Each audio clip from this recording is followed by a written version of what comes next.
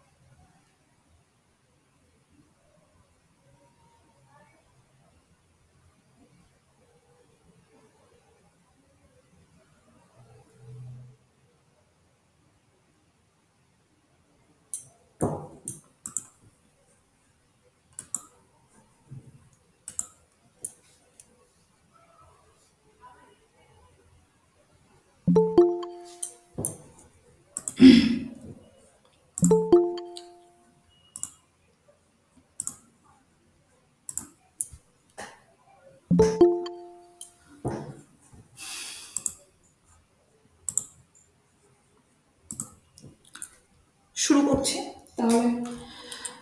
আহ, বেশ কয়েকটা সময়, কিছুক্ষণ সময় তোমাদেরকে ওয়েট করালাম যারা প্রথম থেকে জয়েন করেছো। তার জন্য I am extremely sorry. Actually যেটা বলার সেটা প্রথম থেকে বলার দরকার, সেই জন্য হয়তো একটু আর কি অপেক্ষা করালাম। তো বিভিন্ন কোচিংয়ের ডেমো ক্লাসে সাধারণভাবে যেটা করা হয় বা যেটা করে, যে নিজের বা যে পড়াচ্ছে তার ইন্ট্রোডাকশন দিয়ে শুরু করে। তো আমিও তার ব্যতিক্রম হতে চাই না, একটু আমি ইন্ট্রোডাকশন দিয়েই শুরু করতে চাই, কারণ তোমাদেরও জানা দরকার যে তোমরা কার কাছে পড়ছো, বা মানে যে তোমাদেরকে পড়াচ্ছে সে কি আদৌ তোমাদের পড়ানোর যোগ্য, এটাও তো ভীষণ ইম্পর্টেন্ট একটা কিউরিসিটি না। তো আমার নাম দীপান্বিতা ঘোষ। নমস্কার। আমি মোটামুটি 5বার নেট কোয়ালিফাই করার পর দুটো একটার জন্য যখন জেআরএফ হচ্ছে না, তারপরে 5বারের বার আমি, অর্থাৎ 4বারের বার জেআরএফ হয়নি, 5বারের বার গিয়ে আলটিমেটলি আমি জেআরএফ পেতে সক্ষম হয়েছি। এবং ওয়েস্ট বেঙ্গল সেট কোয়ালিফাই করেছি। নর্থ ইস্টার্ন স্টেট, অর্থাৎ আমাদের যে 7 সিস্টার্স আছে, আমাদের নর্থ ইস্টের যে 7টা রাজ্য আছে, হ্যাঁ, সেই 7টা রাজ্য ইনক্লুডিং সিকিম, অর্থাৎ 8টা রাজ্যের মধ্যে একটা সেট হয়, যার সিলেবাস আমাদের নেটের সিলেবাসের সমান, অর্থাৎ একই সিলেবাস। এই 8টা রাজ্যের মধ্যে আমি নিজের মানে হয় না অ্যাবিলিটিতে বলবো না, উপরওয়ালার ইচ্ছায় বা তার সঙ্গে নিজের একটু চেষ্টা ছিল, সব মিলিয়ে সেকেন্ড র্যাঙ্ক করেছিলাম গোটা 8টা রাজ্যের মধ্যে। আহ, বর্তমানে আমি এখন এমএড করছি, মানে পার্সুইং করছি লাস্ট ইয়ার অর্থাৎ থার্ড সেমিস্টার কমপ্লিট হবে বিশ্বভারতী বিশ্ববিদ্যালয় থেকে। এবং তারপরে আগামীতে দেখা যাক কি করি না করি, সেটা পরবর্তীতে ডিসাইড হচ্ছে। তো এই এতটুকুই, মানে এমন কিছু না, বা এমন কিছু অনেক কিছু না, কিচ্ছু না, নাথিং এলস। মানে তোমরা যেখানে আছো আমিও সেখানেই আছি। এইবার একটা কথা বলবো যে আহ, আমি কিভাবে, দেখো আমি তোমাদেরকে প্রথমেই তুমি করে বলছি, কিছু মনে করো না। অ্যাকচুয়ালি আপনি আপনি করে বলার মতন বিষয়টা নয়। অ্যাকচুয়ালি হয়তো তোমরা আমার থেকে 2-1 বছরের কেউ ছোট হবে, কেউ হয়তো 2-1 বছরের বড় হবে। আমাকে টিচার হিসেবে মানানো দরকার নেই। আমি যে গ্রুপে পড়াই তাদেরকেও বলি কি আমারকে টিচার হিসেবে মেনো না। তো আমি কিভাবে নিজের লক্ষ্য অর্জন করেছি সেটা বলবো না। কেন বলবো না? কারণ সত্যি কথা বলতে কি, আমি এখনো নিজের মানে যে লক্ষ্য সেটা আমি এখনো মানে ক্র্যাক করতে পারিনি, অর্জন করতে পারিনি। কিন্তু আমি তোমাদেরকে বলতে পারি যে এই যে নেট জিআরএফ, এতবার নেট এবং JRF, West Bengal set, north eastern slate, এগুলো আমি কিভাবে কোয়ালিফাই করেছি। তারপরে সিইউইটি, আমি যে বিশ্বভারতীতে ভর্তি হয়েছি সেটার জন্য আমাকে সিইউইটি দিতে হয়েছিল, এবং সেই সিইউইটিতে বিশ্বভারতীর লিস্টে আমার ল্যাঙ্গুয়েজ গ্রুপে 1 নম্বর র্যাঙ্ক ছিল, এক্সটার্নাল অবভিয়াসলি হিসাবে। তো সেই সবগুলো আমি বলতে পারি যে কিভাবে কি করেছি। কারণ ওই সিইউইটির যে সিলেবাসটা ছিল সেটাও আমাদের নেটের পেপার 1-এর সিলেবাস। যদি পেপার 1-এর সিলেবাস না হতো আমি পারতাম না, একদম ফ্র্যাঙ্কলি স্পিকিং।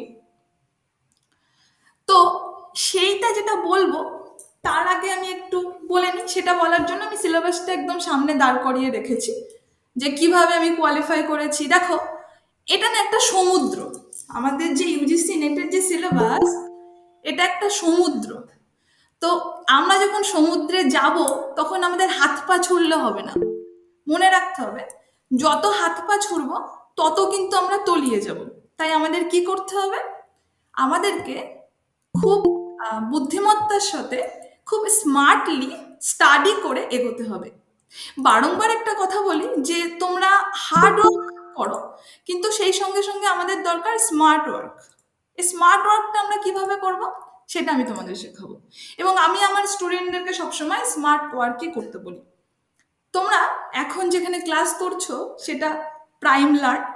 দেখো, নিজের প্রতিষ্ঠান বলে বলছি না, প্রাইম লার্ন আমার কাছে একটা স্বপ্ন।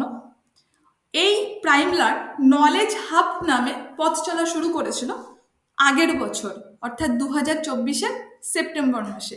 এখনো 1 বছর পূরণ হয়নি, কিন্তু বিশেষ কারণে আমার নামটা চেঞ্জ করতে হয়েছে। অ্যাকচুয়ালি নাম রেজিস্ট্রেশন করাবো, নামটা সিমিলার হয়ে যাচ্ছিল তাই।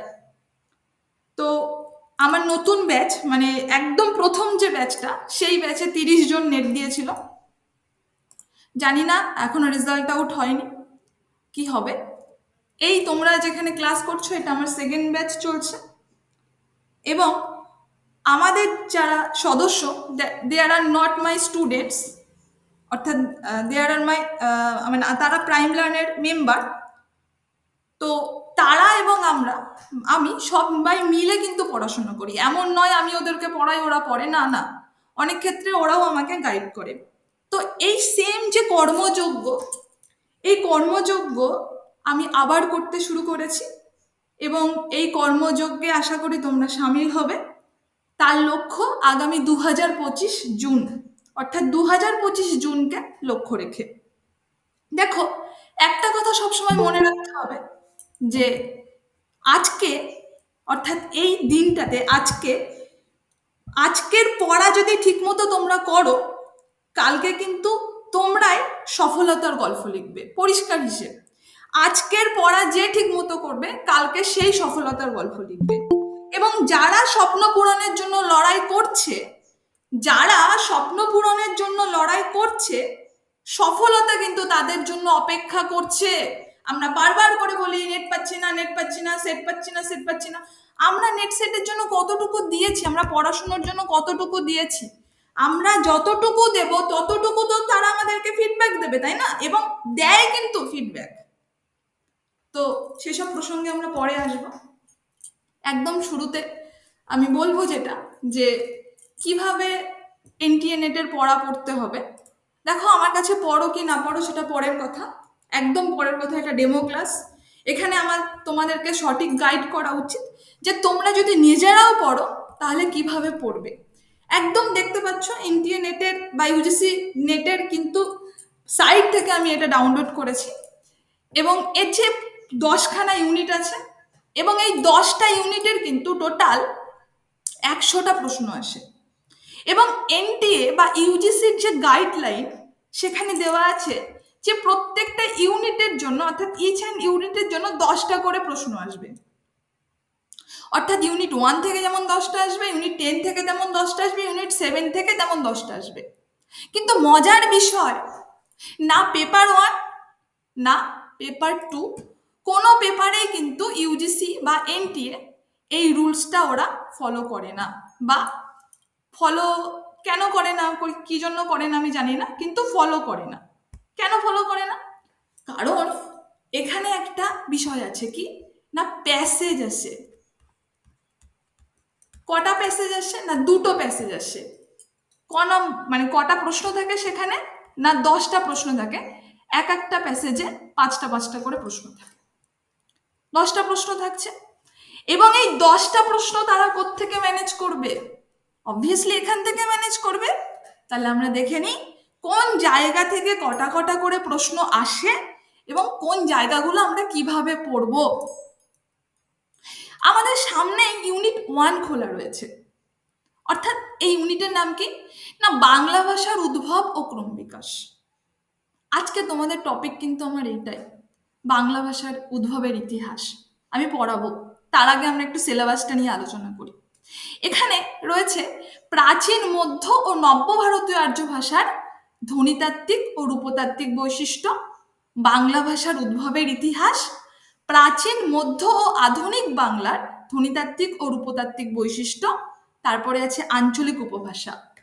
কিছু কিছু জায়গা যেমন আঞ্চলিক উপভাষা, এই যে মধ্য ভারতীয় আর্য ভাষা, এখান থেকে এমন কোনো বছর নেই যে বছর প্রশ্ন আসে না, আসবেই। আর কি বাংলা ভাষার উদ্ভবের ইতিহাস, বাংলা ভাষার উদ্ভবের ইতিহাস। এবার তোমাদের প্রশ্ন আসতে পারে তাহলে মধ্য ভারতীয় আর্য ভাষা থেকে কি প্রশ্ন আসে, প্রাচীন আর নব্য থেকে আসে না? হ্যাঁ আসে। একটা প্রশ্নের মধ্যে যদি 5টা স্টেটমেন্ট দেয়, অর্থাৎ শুদ্ধ অশুদ্ধর মধ্যে, সেখানে তো সবটা মিলিয়েই দেবে না। কিন্তু মধ্য থেকে প্রত্যেক বছর বলেছি আসেই, আসবেই, এমন কোনো বছর নেই যেখানে মধ্য থেকে বাদ দিয়েছে। কিন্তু প্রাচীন, নব্য এখান থেকেও কিন্তু আসে। ঠিক তেমন ভাবে আমরা চলে এসেছি বাংলা ভাষার ধ্বনিতত্ত্ব। এই ধ্বনিতত্ত্বটা কি না, আমরা কথা বলছি, এই যে আমাদের বাকযন্ত্রের সাহায্যে যে ধ্বনিটা বা যে শব্দটা তোমরা শুনতে পাচ্ছ, সেটা ধ্বনিতত্ত্ব। হ্যাঁ, তো এই যে জায়গাটা, এটা কিভাবে হচ্ছে, স্বরধ্বনি কি, ব্যঞ্জন ধ্বনি কি, তাদের শ্রেণী বিভাগ, অক্ষরের যে গঠন প্রকৃতি, ধ্বনি পরিবর্তনের বিভিন্ন কারণ, সবগুলো মিলিয়ে কিন্তু বাংলা ভাষার ধ্বনিতত্ত্ব। এখান থেকে কিন্তু প্রত্যেক হ্যালো বছর। ম্যাম। বলো। হ্যাঁ ম্যাম, আমার একটু কিউরিসিটি ছিল, আপনাকে ডিস্টার্ব করার জন্য সরি। কিন্তু বলছিলাম যে আমাদের পেপার 1 পেপার 2 যে পরীক্ষাটা হবে, তো সেটা কিভাবে হয়, মানে মাঝে কি 1 ঘন্টার ব্রেক বা এরকম কিছু থাকে? আমি তোমার কোয়েশ্চেন্সটার উত্তর দেব। এই সিলেবাসটা নিয়ে আলোচনা করছি, এটা একটু শেষ করে নিই, তারপরে আমি তোমার হুম হুম। প্রশ্নের উত্তর দেবো, বেশ? আচ্ছা, মানে পুরো ডিটেলিংটা যদি একটু বলে দিতেন একদম পুরো কিভাবে কি হয়। ডিটেলিংটা বলবো, একদম পুরো ডিটেলিংটাই বলবো, হ্যাঁ। চলো। আচ্ছা, তো থ্যাংক ইউ। হ্যাঁ হ্যাঁ, তো বাংলা ভাষার এই যে ধ্বনিতত্ত্ব, এটা নিয়ে বললাম। এবার চলে এসেছি আমরা বাংলা ভাষার রূপতত্ত্ব। দেখো, ধ্বনিতত্ত্ব মানে আমি যে কথা বলছি তার আমার যে বাক ভঙ্গি বা গলা থেকে যে শব্দটা বেরোচ্ছে সেইটা। আমি যখন ধ্বনিতত্ত্ব পড়াবো তখন ইন ডিটেলস পড়াবো। রূপতত্ত্ব মানে বর্ণ, এবং ধ্বনি আর বর্ণের মধ্যে যে বেসিক পার্থক্য, সেটা নিশ্চয়ই আমরা সেই ক্লাস 7-8 থেকে পড়ে আসছি। যদি মনে না থাকে, আমি যখন পড়াবো তখন তো পড়াবোই। এবার এই রূপতত্ত্বের মধ্যে কি কি আসছে, বর্ণের মধ্যে কি কি আসছে, না সন্ধি আসছে, সমাস আসছে, প্রত্যয়, বিভক্তি, লিঙ্গ, বচন, পদ পরিচয়। বলে রাখি 2022 সালের আগেও কিন্তু এখান থেকে কোনো প্রশ্ন আসেনি, কিন্তু এখন এখান থেকে একটা করে প্রশ্ন দিচ্ছে। আর শব্দ ভান্ডার থেকে দুটো শব্দার্থ পরিবর্তনের ধারা থেকে একটা প্রশ্ন আসছে। তাহলে কি হলো আলটিমেটলি জায়গা, এখান থেকে একটা প্রশ্ন আসছে, বাংলা ভাষার উদ্ভবের ইতিহাস, আর এখান থেকে একটা আসতে পারে বা দুটো মিলিয়ে একটা আসতে পারে, ঠিক আছে। আঞ্চলিক ভাষা থেকে তো একটা আসছেই, হ্যাঁ। আর এখান থেকে দুটো প্রশ্ন আসছে, এখান থেকে দুটো কিংবা তিনটে, আর এখান থেকে একটা, সব মিলিয়ে এখান থেকে 8টা প্রশ্ন কিন্তু প্রত্যেকবার নেটে আসছেই। কোথা থেকে? বাংলা ভাষার উদ্ভব ও ক্রম বিকাশ। তোমাদের যদি মনে হয় তোমরা একবার প্রশ্নগুলো গুনে নিও।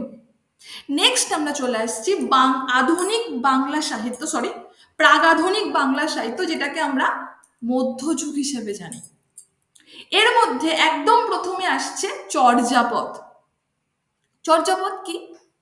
চর্যাপদ কি সেটা আমি আজকে পড়াবো না, কিন্তু চর্যাপদ কি তার একটা ইন ডিটেলস নোট আমি তোমাদেরকে গ্রুপে শেয়ার করব, যে আমাদের প্রাইম লার্নের নোট কেমন হয় সেটা দেখার জন্য। সেই নোটটা একটু আধটু পড়লেই বুঝতে পারবে। এবার চলে এসেছি আমরা শ্রীকৃষ্ণ কীর্তন কাব্য। এই চর্যাপদ থেকে কিন্তু প্রত্যেক বছর একটা করে প্রশ্ন থাকে, each and every years. Srikrishna Kirtan কাব্য থেকে প্রত্যেক বছর একটা করে প্রশ্ন থাকে। বৈষ্ণব পদাবলী থেকে প্রত্যেক বছর কোনো কোনো বছর থাকে, কোনো কোনো বছর থাকে না, সেটা ডিপেন্ড করছে। এমন নয় যে প্রত্যেক বছর থাকে বৈষ্ণব পদাবলী, থাকে না, ঠিক আছে। বিজয়গুপ্তের মনসা মঙ্গল থেকে প্রত্যেক বছর থাকছে, চণ্ডী মঙ্গল থেকে প্রত্যেক বছর থাকছে, শিবায়ন থেকে কোনো কোনো বছর থাকে, কোনো কোনো বছর থাকে না, অন্নদা মঙ্গল থেকে প্রত্যেক বছর থাকছে। তাহলে যেখান থেকে প্রত্যেক বছর থাকছে সেগুলো আমরা হলুদ মার্ক করছি। ভালো করে দেখতে হবে, আমাদের সবসময় স্মার্টলি পড়তে হবে। আমাদের হয় না, আমি একটা গাধা এবং একটা সিংহের গল্প শোনাবো, যেটা আমি আমার ব্যাচে সবসময় শোনাই। চৈতন্য জীবনীর দুটো ভাগ আছে, একটা চৈতন্য ভাগবত, একটা চৈতন্য চরিতামৃত, ঠিক আছে। এই চৈতন্য ভাগবত এবং চৈতন্য চরিতামৃত দুটো থেকে কিন্তু একটা একটা দুটো প্রশ্ন থাকে প্রত্যেক বছর। শ্রীকৃষ্ণ বিজয় থেকে একটা প্রশ্ন থাকে, রামায়ণ থেকে একটা প্রশ্ন থাকে, মহাভারত থেকে একটা প্রশ্ন থাকে। আরাকান রাজসভার যে লোর চন্দ্রানী কিংবা পদ্মাবতী, এখান থেকে দুটো মিলে একটা প্রশ্ন থাকে, হ্যাঁ। শাক্ত পদাবলী থেকে কোনো কোনো বছর থাকে, কোনো কোনো বছর থাকে না, ময়মনসিংহ গীতিকা থেকে একটা প্রশ্ন থাকেই। দেখো এখানে এমনও রেকর্ড আছে যে মধ্যযুগ থেকে বা প্রাগাধুনিক বাংলা সাহিত্য থেকে 15টা প্রশ্ন এসছে, এমনও রেকর্ড আছে। আর শুনবে সেটে কটা প্রশ্ন আসে দেখে নিও। 2020, 2021, 2022 এই সমস্ত সেটের পেপারগুলো 25টা করে প্রশ্ন এসেছে, 25টা এই ইউনিটটা থেকে। তাহলে এই যে ইউনিট 2, অনেকে বলে ছেড়ে দাও ছেড়ে দাও ছেড়ে দাও, ইউনিট 2 কিন্তু ছেড়ে দেওয়ার জায়গা নয়। নেক্সট আমরা আসছি কাব্য কবিতা। এটা খুব মজার একটা জায়গা। এই কাব্য কবিতা আমরা ঘুরতে ফিরতে, খেতে, আনন্দ করতে, মস্তি করতে, হ্যাঁ, এইসব করতে করতে কিন্তু পড়ে নিতে পারি। কেমন ভাবে? আমাদের সবার কাছে স্মার্টফোন আছে, কারণ মোটামুটি এই বয়সে এসে উইদাউট স্মার্টফোন আমরা চলবো না। এ বিষয়ে আমি, আমাদের এখানে যারা তোমরা জয়েন করেছো, এ বিষয়ে আমি নিশ্চিত, 100% শিওর তোমাদের কাছে স্মার্টফোন আছে, আমি নিশ্চিত। এবং সাদা কালো বা অন্য কোনো না, মাল্টিমিডিয়া সেট, সেই জন্যই বলছি স্মার্টফোন। এবং প্রত্যেকের ফোনে ইন্টারনেট রিচার্জ করো তোমরা, কারণ এখন উইদাউট ইন্টারনেট কোনো রিচার্জই হয় না। আগে ছিল 99 টাকা, এখন সেটা বন্ধ হয়ে গেছে। এবং এই ইন্টারনেটটা আমরা কিভাবে নষ্ট করি? সোশ্যাল মিডিয়ায় স্ক্রল করে। হ্যাঁ, স্ক্রল করো, কিন্তু সারাদিন নয়। সেখান থেকে কিছুটা সময় তো আমরা পড়াশোনার জন্য ইনভেস্ট করতে পারি, তাই না? এই সোশ্যাল মিডিয়া তো আমাদেরকে কিছু ফেরত দেবে না, কিন্তু পড়াশুনো কিন্তু আমাদেরকে অনেক কিছু ফেরত দেবে। এদের পিছনে আমি যতটা সময় ইনভেস্ট করব, এরা আমাদেরকে ঠিক ততটাই ফিডব্যাক দেবে। বেশি সময় ইনভেস্ট করলে ভালো ফিডব্যাক দেখবে, কম সময় ইনভেস্ট করলে খারাপ ফিডব্যাক দেবে। সিম্পল হিসাব। এই যে কাব্য কবিতার প্রত্যেকটা কবিতা কিন্তু আমাদের ইউটিউবে রয়েছে আবৃত্তি করা, বিভিন্ন চ্যানেলের আবৃত্তি করা আছে। কোনো কোনো কবিতা কোনো কোনো কোচিং সেন্টারের আবৃত্তি করা আছে, কিন্তু আছে। কোনো বড় বড় কোচিং সেন্টার হোক, ছোট কোচিং সেন্টার হোক, মাঝারি কোচিং সেন্টার হোক, কোনো কোচিং সেন্টারের অডিও স্টোরি, হ্যানা স্টোরি, ত্যানা স্টোরি বলে বিজ্ঞাপন দেয়, সেসব কিছু কেনার দরকার নেই, কারণ সমস্ত অডিও স্টোরি এই সমস্ত কিছু সব ইউটিউবে অ্যাভেলেবেল ফ্রিতে। তাহলে আমি কেন হাজার হাজার টাকা খরচ করে কিনবো? জাস্ট ইউটিউবে চলে যাবে, সার্চ করবে, সার্চ করলেই চলে আসবে কবিতাগুলো, চট করে ডাউনলোড অপশানে ডাউনলোড করে নিজের ফোনে রেখে দেবে প্রত্যেকটা কবিতা। এবং তোমাদের কাজ হবে, আমরা সবাই কিন্তু ইউটিউবের ওই সিস্টেমটা নতুন এসছে আমরা জানি, ওখানে 1, 1.5, 1.75 আর 2 এই স্পিডে শোনা যায়। এই 1টা হচ্ছে নর্মাল, 1.5 মানে আরেকটু বেশি স্পিড, 1.75 মানে আরেকটু বেশি স্পিড, এবং 2 মানে একদম বেশি স্পিড। তো এই যে কবিতাগুলো আছে, এই কবিতাগুলো যদি আমরা প্রথম শোনাটা কোন ভলিউমে না, এই কোন স্পিডে না 1 স্পিডে শুনবো প্রথম শোনাটা। বারংবার বলছি, ধরো আজকে তোমরা ঈশ্বর গুপ্তের কবিতা শুনলে, শুনতে বলছি, পড়তে নয়, শুনলে কখন না, অনেক সময় আমরা ছাদে ঘুরি, রাস্তায় ঘুরি, একা একা বসে থাকি, ভাল লাগে না, মোবাইল স্ক্রল করি, সোশ্যাল মিডিয়া স্ক্রল করি, কে কি বলেছে আমাকে, আমাকে নিয়ে কে কি ভাবছে, দুনিয়ার লোক কি ভাবছে, সেই সব নিয়ে আমরা ভাবতে থাকি আর ডিপ্রেশনে চলে যাই। না, আরে আমাদের অত সময় আছে নাকি লোকরে নিয়ে ভাবার? নিজেকে নিয়ে ভাবো না, ভাবো না কোনো একটা ইউনিভার্সিটিতে পড়াচ্ছি, ভাবো না আমি 5 জন বা 10 জনকে পিএইচডি করাচ্ছি, তার থেকেও যদি বড় কিছু হতে ইচ্ছা হয় সেগুলো ভাবো না। কে বলেছে মাথার দিব্যি দিয়েছে, কে স্টোরি দিল, কে স্টোরি দিল না, কার বরের সাথে কে ঘুরতে যাচ্ছে, কার গার্লফ্রেন্ডের সাথে কে ঘুরতে যাচ্ছে, কার বন্ধুর সাথে কোন বান্ধবীর মানে ঝগড়া হচ্ছে, এসব শোনার দরকার নেই তো। সেই সময়টা আমরা নিজেদের পিছনে ইনভেস্ট করব, যেটা আমি বারংবার আমার স্টুডেন্টদেরকে বলি বা আমার প্রাইম লার্নের চ্যাম্পিয়নদেরকে বলি। তাহলে প্রথম শোনাটা তুমি 1 স্পিডে শুনবে, বারংবার বলছি মনে রাখবে। দ্বিতীয় শোনাটা শুনবে, অর্থাৎ 1 স্পিডে শুনে নিলে, প্রথম দিন ঈশ্বর গুপ্ত শুনলে, এই মধুসূদন দত্তের মেঘনাদ বধ কাব্য আমি পড়াবো, সাধের আসন আমি পড়াবো, এগুলো শুনবে না, সবগুলোই আমি পড়াবো, কিন্তু এগুলো শোনার দরকার নেই, এগুলো শুনে লাভ হবে না। তারপরে কামিনী রায় শুনলে, তারপরে কাজী নজরুল ইসলাম শুনবে, কাজী নজরুল ইসলামের কবিতাগুলো সব ব্রততী বন্দ্যোপাধ্যায়ের হচ্ছে কণ্ঠে আবৃত্তি করা আছে।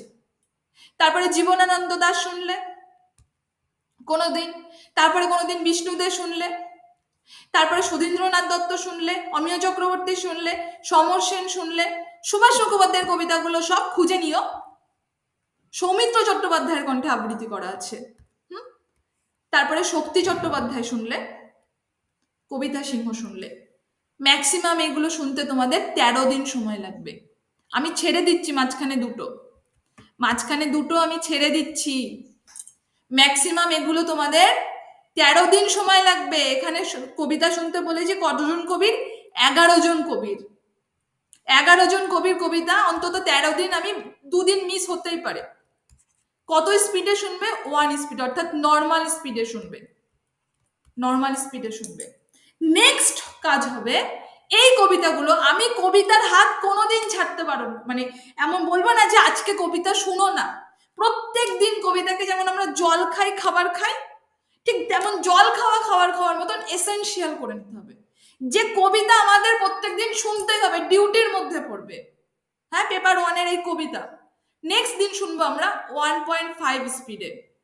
আমি জানি না এই ট্রিক্সগুলো তোমরা অ্যাপ্লাই করবে কিনা, কিন্তু যদি অ্যাপ্লাই করো জীবনে কিন্তু অনেক লাভ হবে।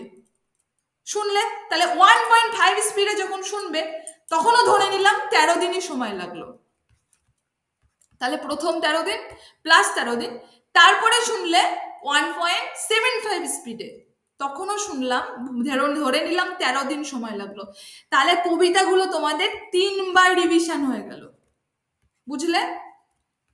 এইবার তোমরা কাজ করবে কি, কবিতাগুলো পড়বে, ধরে নিলাম 20 দিন সময় লাগলো, ঠিক আছে? এইবার যেটা করবে, কবিতাগুলো পড়ার পরে দাগ দেবে কোথায় ইম্পর্টেন্ট কোথায় ইম্পর্টেন্ট, তারপর যতদিন না নেট পরীক্ষা হচ্ছে প্রত্যেকদিন 2টো করে কবির কবিতা 2 স্পিডে শুনবে, 2 মানে একদম হাই স্পিডে, সময় লাগবে না কোনো, ম্যাক্সিমাম 8 ঘন্টা সময় লাগবে, 30 মিনিট, এবং কবিতা থেকে প্রশ্ন আসছে 8 থেকে 9টা,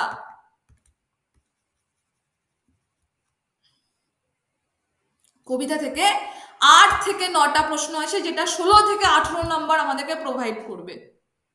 হাসতে হাসতে, খেলতে খেলতে, খেতে খেতে, পথে চলতে চলতে আমরা এই 16 থেকে 18 নম্বর অ্যাচিভ করব, নিয়ে নেব। বেশ, নেক্সট আমরা আসছি নকশা ও উপন্যাস। এই জায়গাটা আমাদের একটু ধৈর্য সহকারে পড়তে হবে। এবং বলে রাখি, এখান থেকে আমি যে নোট দিয়ে দেবো, সেই নোট থেকে 100% কমন পাওয়া যাবে নকশা উপন্যাস থেকে। এবং মধ্যযুগ থেকেও যে নোট দেবো, সেখান থেকে 100% কমন পাওয়া যাবে। ওটা বলা হয়নি অ্যাকচুয়ালি, নোট আর 100% কমন এটা বলতে না আমার খুব বিরক্ত লাগে, কিন্তু জাস্ট মানে বলে রাখছি। কিন্তু টেক্সট পড়তে হবে, টেক্সট না পড়িয়ে আমি নোট দেব না, টেক্সট আগে পড়তে হবে। এবং এখান থেকে কিন্তু 10টা করে প্রশ্ন আসে, আর সেই 10টা প্রশ্ন দেখো, প্রত্যেকটা জায়গা থেকে কিন্তু 10টা করে প্রশ্ন আসে। 11টা উপন্যাস আছে টোটাল। এবার এই যে 11টা উপন্যাস থেকে এমনও হয়, দেখা গেল যে এই শ্রীকান্ত উপন্যাস থেকে 2টো প্রশ্ন দিয়ে দিল, হুতম প্যাচার নকশা থেকে 2টো প্রশ্ন দিল, দেখা গেল যে পথের পাঁচালী থেকে কোনো বছর দিলই না, দেখা গেল কোনো বছর পথের পাঁচালী থেকে 3টে প্রশ্ন দিয়ে দিল। তো এমন কোনো ব্যাপার নেই যে এখান থেকে দেবে মানে একটাই দেবে, এই উপন্যাসটা আমি ছেড়ে দিলাম, একটা প্রশ্ন আমি করব না। হ্যাঁ, একটা প্রশ্ন একটা উপন্যাস থেকে দেয়, সেটা হচ্ছে প্রথম প্রতিশ্রুতি। আজও পর্যন্ত একটার বেশি প্রশ্ন দেয়নি। এবং এই প্রশ্নটা, এই মানে উপন্যাসটা 500 পাতার একটা উপন্যাস। এবং এখান থেকে আজ পর্যন্ত যত প্রশ্ন এসছে, সব সংলাপ ধর্মী প্রশ্ন এসছে। বাদ বাকি প্রত্যেকটা প্রশ্নের কিন্তু, প্রত্যেকটা উপন্যাসের কিন্তু কোনো গ্যারান্টি নেই কটা করে প্রশ্ন আসবে। সুতরাং প্রত্যেকটা উপন্যাস কিন্তু আমাদের সমান গুরুত্ব দিয়ে পড়তে হবে। দেখা গেল আমি ছেড়ে দিলাম রাধা উপন্যাস, যে রাধাটা একটু কঠিন কঠিন লাগছে, কিংবা ঢোড়াইছড়ির মানুষটা একটু কঠিন কঠিন লাগছে, ছাড়া থাক, আমি পরে পড়ে নেবো, মনে হয় না, বা এই 2টো উপন্যাস পড়বো না, আর বাদ বাকি 9টা পড়বো। দেখা গেল এই রাধা এবং ধোড়াইচরিত মানুষ থেকে 2টো 4টে দিয়ে দিল, আর যে উপন্যাস আমি ভালো করে পড়েছিলাম শ্রীকান্ত কিংবা বিষবৃক্ষ, সেখান থেকে দিলই না। কপাল যদি খারাপ হয় তাহলে এরম ভাবেই হবে কিন্তু। তাই প্রত্যেকটা জায়গা আমাদের সমান গুরুত্ব দিয়ে পড়তে হবে। বলে রাখছি জায়গাগুলো, যে কোথায় কোথায় আমরা ফ্যাসাতে পড়তে পারি। নেক্সট আসছি আমরা ছোট গল্প। সেম কথা বলবো, ছোট গল্পেরও কিন্তু অডিও স্টোরি সব আমাদের ইউটিউবে রয়েছে। অনেক ভালো ভালো মেয়ে রয়েছে, যারা যারা হিয়ারিং এম্পাওয়ারমেন্ট মানে যারা কানে শুনতে পায় না, সরি ভিজুয়াল এম্পাওয়ারমেন্ট, যারা চোখে দেখতে পায় না, ঠিক আছে, যারা ভিআই, যারা চোখে দেখতে পায় না, তারা তো পড়তে পারবে না। তো তাদের জন্য ফ্রি অফ কস্ট এই অডিও স্টোরিগুলো বা অডিও বুকগুলো মানে ইউটিউবে আপলোড করা রয়েছে আমরা, এবং সেগুলো সব প্লে লিস্ট করা আছে। তোমরা দেখে নাও, শুনে নাও। যদি শুনে শুনে পড়া মানে মনে না থাকে, তাহলে পড়ো। এক একটা ছোট গল্প পড়তে ম্যাক্সিমাম 15 মিনিট করে সময় লাগবে, ম্যাক্সিমাম বলছি 10 থেকে 15 মিনিট। 2টো জিনিস পড়তে একটু সময় লাগবে বেশি, সেটা হচ্ছে শ্রী শ্রী সিদ্ধেশ্বরী লিমিটেড, ওল্ড পুরাণ, এই 2টো। বাদ বাকি সব ওই 10-15 মিনিট সময় লাগবে।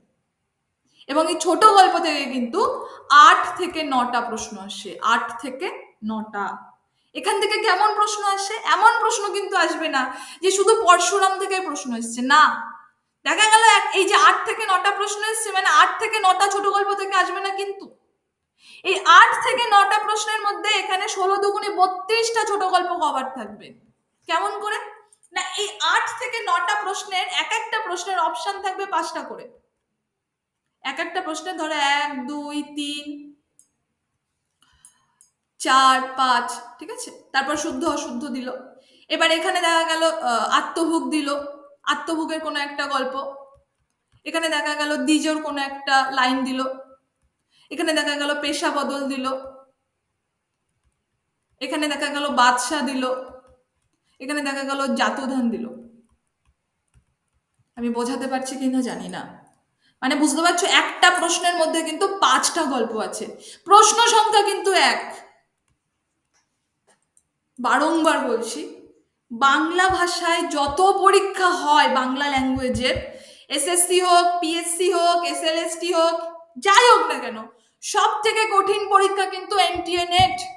আজকে ক্লাস শেষেই একটা কাজ করবে, তোমরা গুগলে সার্চ করবে টাফেস্ট এক্সাম ইন ইন্ডিয়া, কি সার্চ করবে? টাফেস্ট এক্সাম ইন ইন্ডিয়া, দেখবে প্রথম 5 কিংবা 7 নম্বরে এনটিএ নেট রয়েছে। মানে কি বলতো, পুরো ভারতবর্ষের মধ্যে যত পরীক্ষা, তার কঠিনতম বা কাঠিন্যের মাত্রায় প্রথম 5 থেকে 7 নম্বরে কিন্তু এনটিএ নেট রয়েছে। বোঝাতে পারছি কি?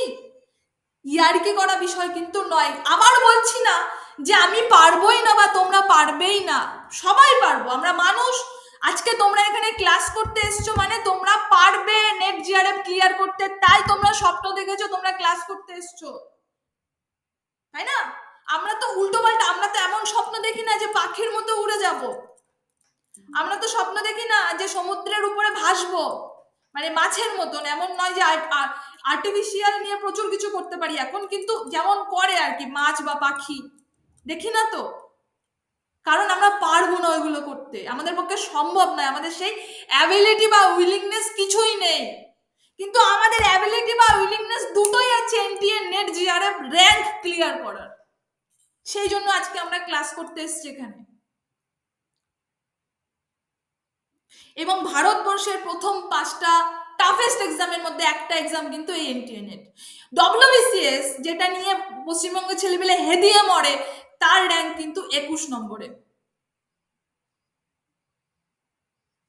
বোঝাতে পারছি কিনা আমি জানি না। অর্থাৎ ডব্লিউবিসিএস এর থেকে কিন্তু অনেক বেশি কঠিন আমাদের নেট পরীক্ষা। নেক্সট আসছি আমরা নাটক ও প্রহসন। নাটক ও প্রহসনের থেকে কিন্তু আমাদের 8টা প্রশ্ন আসে, এবং এখানে দেখো 2টো প্রশ্ন সংলাপ থেকে আসবে, 2টো প্রশ্ন ডাইরেক্ট তথ্য থেকে দেবে, 2টো প্রশ্ন বা 2টো প্রশ্ন তোমার ইনফরমেশন বেস, মানে ধরো এটা কোথায় প্রকাশিত হয়েছিল, এই নাটকটা কোন থিয়েটারে প্রথম অভিনীত হয়েছিল, এই নাটকের প্রথম অভিনয় রজনীতে কারা কারা অভিনয় করেছিল, এই নাটকের গান কি কি আছে। তো এই মিলিয়ে মিশিয়ে কিন্তু নাটক থেকে প্রশ্ন আসবে, 8টা প্রশ্ন আসবে, খুব সহজ আসে, এবং এখান থেকে মোটামুটি 8টা প্রশ্নের 8টাই ঠিক করা যায়। নেক্সট আসছি আমরা প্রবন্ধ, রম্যরচনা, আত্মজীবনী এবং সাময়িক পত্র। এই যে প্রবন্ধ, রম্যরচনা, আত্মজীবনী এবং সাময়িক পত্র, এখানে সাময়িক পত্রের যে শাখাটা, এখান থেকে কিন্তু 2টো প্রশ্ন আসবে। আত্মজীবনীর আমার জীবন থেকে একটা প্রশ্ন আসবে, আবু সঈদ আইয়ুব থেকে একটা প্রশ্ন আসবে, আসবেই, ঠিক আছে এগুলো। আচ্ছা, স্বামী বিবেকানন্দের প্রাচ্য পাশ্চাত্য থেকে একটা প্রশ্ন আসবে। তাহলে কটা প্রশ্ন হলো? 1 2 3 4 5। আর 5টা প্রশ্ন যেটা থাকবে, এই 5টা প্রশ্ন পুরো যে কটা খুব ছোট, মানে যে কটা প্রবন্ধ রয়েছে সব কটা প্রবন্ধ টাচ করে করে আসবে। মানে এক একটা প্রবন্ধের এক একটা প্রশ্নের 5টা করে অপশন দেবে, এবং এই 5টা করে অপশনে কোনো কোনো এক একটা অপশনে এক একটা প্রবন্ধ ঢুকাবে, এক একটা অপশনে এক একটা প্রবন্ধ ঢোকা দেবে। ধরো দেখা গেল একটা কোশ্চেনের মধ্যে 3টে প্রবন্ধ আছে, এরকম করে কিন্তু প্রবন্ধের প্রশ্নগুলো আসে। এবং বলে দিচ্ছি যেটা এখান থেকে টোটাল 10টা, 9 থেকে 10টা প্রশ্ন আসে, 9 থেকে 10টা প্রশ্ন আসে। এবার চলে আসছি আমরা রবীন্দ্র সাহিত্য। খুব কমপ্লিকেটেড একটা এরিয়া আমার মতে। আজ পর্যন্ত এনটিএ নেটে সব থেকে কঠিন প্রশ্ন যদি কোনো ইউনিট থেকে হয়ে থাকে, তাহলে আমি বলবো সেটা রবীন্দ্র সাহিত্য। এবং এই রবীন্দ্র সাহিত্যের প্রশ্নগুলো কিন্তু একটু গোলানো প্রশ্ন থাকে, এবং এখান থেকে কিন্তু 10টা প্রশ্ন, মানে 9 থেকে 10টা প্রশ্ন আসে। কোনো কোনো বছর এখান থেকে 12টা প্রশ্নও চলে এসছে, কোনো কোনো বছর বলতে 2022-23-এই এসছে। বেশি দূরে যেতে হবে না, বেশি পিছনে যেতে হবে না। নেক্সট আমরা চলে আসছি কোথায়? ছন্দ অলঙ্কার। এখান থেকে 6 থেকে 7টা প্রশ্ন আসে, ঠিক আছে, বা 8টা, 6 7 বা 8, ঠিক আছে, এর মধ্যেই ঘোরাফেরা করে। এবং নেক্সট চলে আসছি আমরা ভারতীয় ও পাশ্চাত্য কাব্যতত্ত্ব, তার মধ্যে হচ্ছে অলঙ্কারবাদ, রীতিবাদ, অর্থাৎ ভারতীয় কাব্যতত্ত্ব এটা। এবং তারপরে উজ্জ্বল নীলমণি আসছে, এর কয়েকটা প্রকরণ আছে, নায়ক ভেদ, হরিপ্রিয়া, নায়িকা ভেদ, শৃঙ্গার ভেদ, এবং অ্যারিস্টটলের পোয়েটিক, সব মিলিয়ে 6টা প্রশ্ন এখান থেকে আসে, 2 2 করে। তো এর সঙ্গে 10টা প্যাসেজ, 10টা প্যাসেজের প্রশ্ন, 2টো প্যাসেজ থাকে, হিসাব করে দেখো 100টা প্রশ্ন হয়ে যাচ্ছে। এই 100টা প্রশ্ন আমাদের এনটিএ নেটে থাকে। এইবার আমি বলে রাখি প্রশ্নের কাঠিন্য। দেখো ভালো করে যদি আমি পড়ি তাহলে 60 থেকে 70টা প্রশ্ন কিন্তু সহজ। আবারও বলছি, প্রত্যেক, আমি সেই মক টেস্টের ব্যাচ থেকে শুরু করে পড়ানোর ব্যাচে সব সময় বলি, এইবার নেট পরীক্ষা যারা দিয়েছে তারা জানে, এবং এইবার নেট পরীক্ষায় আমি বললাম সেপ্টেম্বর থেকে আমি শুরু করেছি পড়ানো, আমি যতটুকু সিলেবাস কমপ্লিট করেছি তার 70 থেকে 80% কমন এসছে। আমার এখানেই পুরানো স্টুডেন্ট অনেকে রয়েছে, ক্লাস করতে এসছে, তারা খুব ভালো করে জানে পরীক্ষার আগের দিন যে পড়াটা পড়েছি, সেখান যে ক্লাস করেছি সেখান থেকেই 2টো প্রশ্ন কমন এসছে। 70 থেকে 80% প্রশ্ন কমন এসছে। তো 60 থেকে 70টা যে প্রশ্ন, এই 60 থেকে 70টা প্রশ্ন কি দেবে? সহজ থেকে মডারেট বা সিম্পল থেকে মডারেট, মানে খুব কঠিন দেবে না, মোটামুটি বলা যেতে পারে সহজ প্রশ্নই দেবে। বাদ বাকি 30টা প্রশ্ন দেবে কঠিন। আমরা কি করি জানো? আমাদের খুব অভ্যাস খারাপ, আমরা সবসময় এই 30টা প্রশ্নের পিছনে ছুটি। আমরা এই 30টা প্রশ্নের পিছনে ছুটি, এই 60টা 70টা প্রশ্নের পিছনে না ছুটে, যার ফলে কি হয়, আমাদের ব্রেনের তো দেখো একটা, আমাদের ব্রেনের তো একটা, মানে কি বলবো, সাইকোলজি আছে, সবকিছু সাইকোলজি নিয়ে কিন্তু আমাদের ব্রেন বিভিন্ন বিষয়গুলোকে অ্যাকসেপ্ট করে। তো সামনে যখন কঠিন কিছু চলে আসে না, তখন এই কঠিন কিছুকে মনে রাখতে গিয়ে আমাদের ব্রেন এই সহজগুলোকে ছেড়ে দেয়, বা আমরা মনে মনে ভাবি যে এগুলো সহজ এমনিই মনে থাকবে, যার ফলে এই সহজগুলোকে আমরা ছেড়ে দিই, কঠিনগুলোকে মনে রাখি। পরীক্ষার হলে গিয়ে সহজগুলো ভুল করে দিয়ে বাড়ি চলে এসে দাঁত দাঁত দিয়ে নখ ছিটতে ছিটতে বলি, এইটা ভুল হয়েছে, ওইটা ভুল হয়েছে, ওইটা ভুল হয়েছে, এবার আর জিআরএফ হবে না, পরের বার আবার দিতে হবে, এবার আর নেটটা হবে না, পরের বার আবার দিতে হবে। দেখবে এই এটা ভুল হয়েছে, ওটা ভুল হয়েছে, সেটা ভুল হয়েছে, চক করে আমাদের জানা প্রশ্ন 30টা ভুল হয়েছে। যে 30টা জানা প্রশ্ন সবকটা সহজ ছিল, কঠিন ছিল না। যদি সহজ প্রশ্নগুলো আমরা ভালোভাবে পড়তাম, এই 30টা আমরা করে ফেলতে পারতাম। আর যদি আমরা এই 30টা প্রশ্ন করে ফেলতে পারতাম, নেট কি নেট, জিআরএফ কি জিআরএফ, আমরা এনটিএ নেটের র্যাঙ্ক লিস্টে চলে আসতাম। ইজ ইট ক্লিয়ার কিনা আমি জানি না, এই পর্যন্ত যদি বুঝতে পারো তাহলে আমি অনেক কৃতজ্ঞ তোমাদের কাছে, কি আমি বোঝাতে পেরেছি। এখানে যদি তোমাদের কোনো প্রশ্ন থাকে আমাকে একটু বলবে, সিলেবাসের উপরে যদি কোনো প্রশ্ন থাকে আমাকে একটু বলবে, বাদ বাকি কোয়েশ্চেন্সের যে ওই উনি যে কথাটা বললেন আমি সেখানে আসবো, এবং তারপরে আমি আমাদের যে টপিক সেই টপিকে যাব। সিলেবাস নিয়ে কি কোনো প্রশ্ন আছে? সিলেবাস নিয়ে কোনো প্রশ্ন নেই, তাহলে আমরা আমাদের টপিকে যাই। দেখো,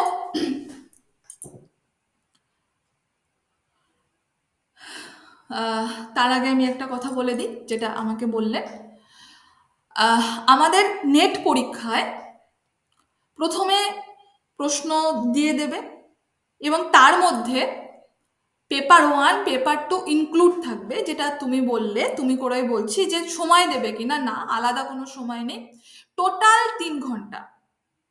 এবং এই 3 ঘন্টার মধ্যে তুমি প্রথমে পেপার 1 করতে চাইলে করতে পারো, এই 3 ঘন্টার মধ্যে তুমি চাইলে পেপার 2 করতে পারো, দ্যাট ইজ ইয়োর চয়েস। এই 3 ঘন্টা সময়, 3 ঘন্টার মধ্যে তুমি যা খুশি তাই করতে পারো। তুমি মনে করো যদি আমি প্রথম 50টা পেপার 2 করে তারপরে 50টা পেপার 1 করব, তারপরে 50টা আবার পেপার 2 করব, ইউ ক্যান ডু। তুমি যদি মনে করো না আমি প্রথমে 20টা পেপার 1 করব, তারপরে আমি 100টা পেপার 2 করব, তারপরে এসে আবার 30টা পেপার 1 করব, ইউ ক্যান ডু।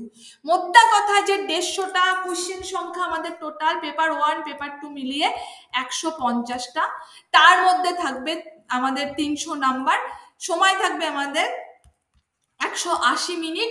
আমাদের কম্পিউটার স্ক্রিন দিয়ে দেবে, যে স্ক্রিনের এখানে থাকবে পেপার 1 এবং পেপার 2, ঠিক আছে? তুমি পেপার 1-এ ক্লিক করলে পেপার 1-এর প্রশ্ন চলে আসবে পুরো স্ক্রিন জুড়ে, তুমি পেপার 2-তে ক্লিক করলে পুরো স্ক্রিন জুড়ে পেপার 2 চলে আসবে। এবং এই তলায় টাইম দেওয়া থাকবে, মানে তোমার এই 180 মিনিট দেওয়া থাকবে এই তলাটায়, ঠিক আছে?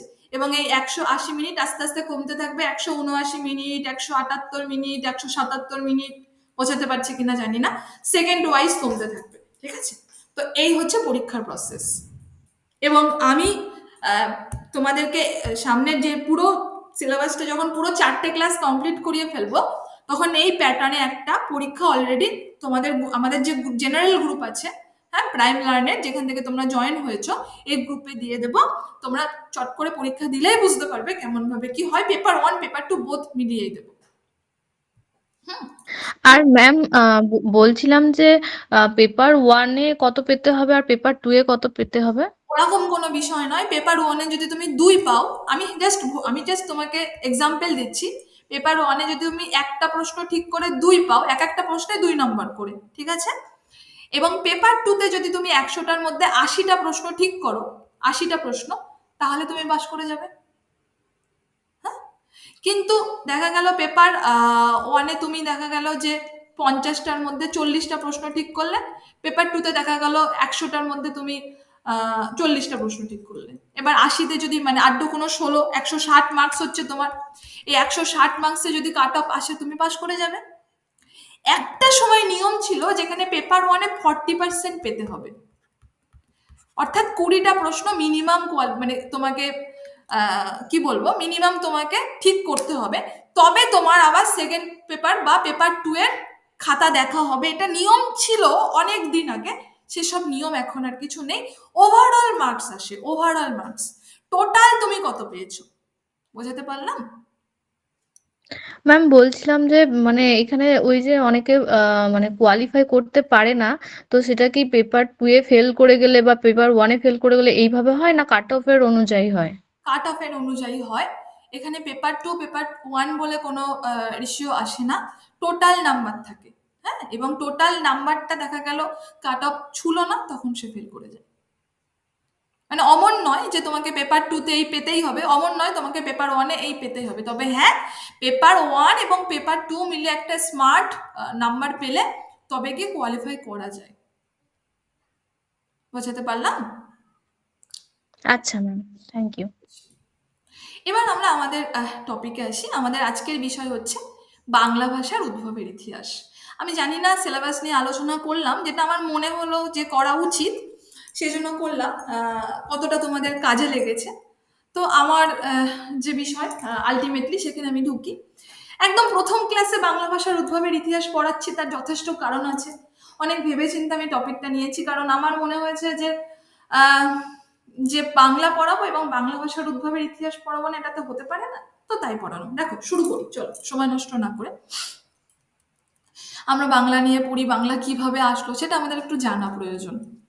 দেখো, পৃথিবীর বিভিন্ন দেশে যে সমস্ত ভাষা প্রচলিত আছে, গোটা পৃথিবী, not only India, not only West Bengal, not only Asia, ঠিক আছে, পুরো গোটা পৃথিবী, যত ভাষা রয়েছে এবং যেসব ভাষার সন্ধান এখনো পর্যন্ত পাওয়া গেছে, তাদের যে বিভিন্ন স্বরূপ এবং বিভিন্ন ইতিহাস আলোচনা করে ভাষাতাত্ত্বিকগণ সেগুলিকে কয়েকটি আলাদা আলাদা বর্গে শ্রেণীভুক্ত করেছেন বা আলাদা আলাদা বর্গে ভাগ করেছেন। এ প্রসঙ্গে বলে রাখি, এই যে ভাষাতাত্ত্বিকগণ, এরা কিন্তু একেবারেই ওয়েস্ট বেঙ্গলের ভাষাতাত্ত্বিকগণ নয়, পুরো ভারতবর্ষ শুধু নয়, পুরো পৃথিবীর ভাষাতাত্ত্বিকগণ। এবং 2 বা ততোধিক ভাষার মধ্যে যদি ধ্বনিতত্ত্বে, রূপতত্ত্বে বা বাক্য গঠন রীতিতে কোনো সাদৃশ্য বা কোনো মিল পাওয়া যায়, তাহলে সেই সব ভাষাগুলির মধ্যে বংশগত কোনো মৌলিক সম্পর্ক আছে, এটা ধরে নিয়ে তাদেরকে আলাদা আলাদা বংশভুক্ত করা হয়েছে। কেমন বলতো? ধরো আমার বাবা, তার বাবা মানে আমার দাদু, তার বাবা মানে আমার দাদুর যে বাবা, এবার দাদুর বাবার যতগুলো ছেলে আছে, আমার দাদুর যতগুলো ছেলে আছে, মানে আমার কাকা টাকা, এবার কাকার ছেলে, আমার বাবার যে মেয়ে আমি, ঠিক আছে, আমাদের মধ্যে তো অন্তত লুকস, হাইট, ঠিক আছে, কথা বলা, অ্যাটিটিউড, বিহেভিয়ার, কিছু না কিছু মিল থাকবে, তবেই তো আমরা আমাদের বংশের, আমাদের বংশভুক্ত। তো ভাষার ক্ষেত্রেও কিন্তু তার ব্যতিক্রম নয়। দেখা গেল কোনো কোনো ভাষার মধ্যে কিছু কিছু মিল পাওয়া গেছে, তখন তাকে এক একটা ভাষা বংশের মধ্যে ফেলে দেওয়া হয়েছে। ও তোর এই মিলটা রয়েছে, বেশ তুই এই ভাষা বংশের মধ্যে, তার মানে এর মতন একই সেম। তো এ প্রসঙ্গে বলে রাখি, এমন অনেক ভাষার সন্ধান পাওয়া গেছে যাদের আবার মিল পাওয়া যায়নি। তাদেরকে কিন্তু কোনো ভাষা গোষ্ঠীর মধ্যে ফেলা হয়নি, তাদেরকে আলাদা করে রাখা হয়েছে। তাদের হিসেব আমরা করছি না, তাদের হিসেব আমরা করছি না, সেই হিসাবে আমরা পরবর্তীতে আসব। আপাতত যাদের মিল পাওয়া গেছে সেই হিসাবে আমরা আসি। তো যে সমস্ত ভাষাগুলিকে বিজ্ঞানসম্মতভাবে, বারংবার বলছি এখানে কিন্তু বিজ্ঞানসম্মতভাবে গোষ্ঠীবদ্ধ করতে পারা যায়নি, সেগুলিকে বাদ দিয়ে পৃথিবীর অন্য সমস্ত ভাষাগুলিকে বিজ্ঞানীরা মোট 12টি শাখায় ভাগ করেছেন। কি কি? তার মধ্যে প্রথম চলে আসছে ইন্দো ইউরোপীয়, তারপরে আসছে সেমিটিক হেমিটিক, তারপরে আসছে দ্রাবিড় গোষ্ঠী, তারপরে আসছে বান্টু গোষ্ঠী, তারপরে আসছে তুর্ক মঙ্গল মাঞ্চু গোষ্ঠী, তারপরে কাকেশিয়ান, ফিন্ন উগ্রীয়, অস্ট্রিক, টিবেটো চাইনিজ বা সিনে টিবেটান, এস্কিমো, হাইপারবোরিয়ান, আমেরিকার আদিম অধিবাসীদের ভাষা। টোটাল 12টা ভাষা আছে। আমাদের পড়ার বিষয় হচ্ছে ইন্দো ইউরোপীয়। কেন বলতো? কারণ এই ইন্দো ইউরোপীয় দিয়েই তো আমাদের বাংলা ভাষা এসছে। বাদ বাকিগুলো আমরা আজকে পড়বো না, পরবর্তীতে পড়বো। বাদ বাকিগুলো পড়তে হবে, সেটা আমরা পরবর্তীতে পড়বো। আপাতত একটু ইন্দো ইউরোপীয় নিয়ে আলোচনা করা যায়।